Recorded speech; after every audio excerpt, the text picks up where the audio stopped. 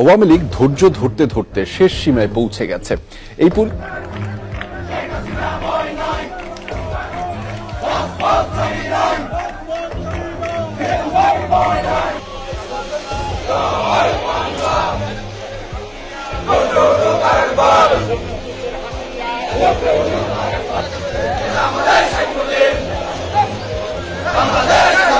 শেখ হাসিনা বই নাই, রাজপথ চারি নাই, আমরা সবাই মুজিব সেনা, বই করি না বুলেট বোমা। ৭১-এর হাতিয়ার গর্জে উঠুক আরেকবার।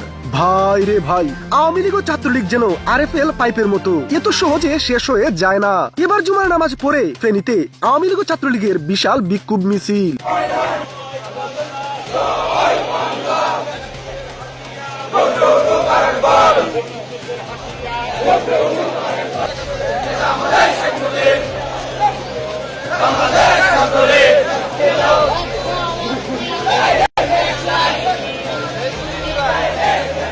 যত সময় যাচ্ছে সরব হয়ে উঠতে শুরু করেছে আওয়ামী লীগ ও ছাত্রলীগ।